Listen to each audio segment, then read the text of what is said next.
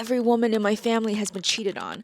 I'm talking grandma, mom, aunts, cousin, me. It's like a generational curse passed down like a family recipe. And still, all of this current discourse around these cheating scandals, I feel is more dangerous than they are helpful. You hear two arguments, right? One is that she's so hot. How could he have cheated on her? And the other side of the coin is, see, I told you so. All men cheat. As someone who has been cheated on many times, here is what I think about both sides of this coin. When we say she's so hot and she shouldn't have been cheated on, what are we really saying here? We are saying that her attractiveness should have protected her, which means if you're not conventionally attractive, are you deserving of betrayal? What does this narrative mean for women who are not conventionally attractive, for women who are fat, brown, older, disabled? If our internal dialogue is even she got cheated on and she's so gorgeous, the line we're not saying is what hope do the rest of us have? This hierarchy of worthiness affirms this incredibly harmful beauty standard that we associate with our worth. You deserve loyalty regardless of how close you match up with society's beauty standards. Also, are we really saying that a woman's primary value in a relationship is to be visually pleasing to her partner? Should he be grateful for her looks? Is she doing him a favor by being attractive? Should he appreciate that gift enough not to cheat?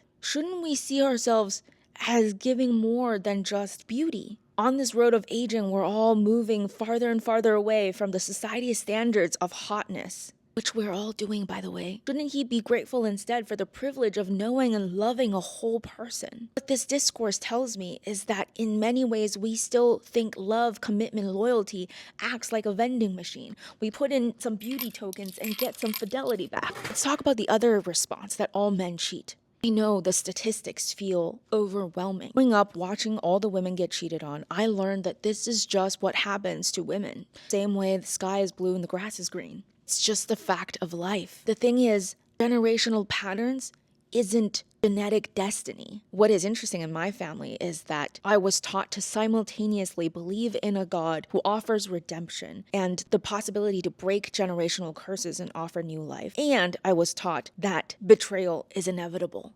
And they don't add up. The truth is, the women in my family weren't cheated on because they are women. They were cheated on because they were in relationships with men who made decisions to cheat. And I'm not saying that it is fair. It fucking isn't.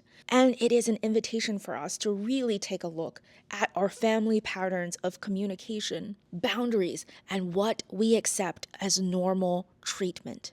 And so I think the questions to ask is not that, will he cheat because all men do? Because that answer is just yes, right? It is also not, will he cheat because I'm not skinny enough, because I'm not attractive enough? The questions can be, does this person have strong boundaries and integrity in other areas of their life? Have they shown you that they can take responsibility for their actions? How do they handle conflict? And am I choosing this person from a place of fear? My belief in this wavers from day to day, but on a good day, here's what I know, that my worthiness of love and loyalty isn't dependent on how I look. You deserve a partner who commits to you daily, not as a reward for meeting some absurd standard. Even though every woman in my family has been cheated on, their stories don't have to be my ending. And it doesn't have to be yours either. Our beauty doesn't determine our worthiness. Our gender does not determine our destiny. Our history does not dictate our future. What about you? What questions are you asking in this journey? What narratives are you carrying?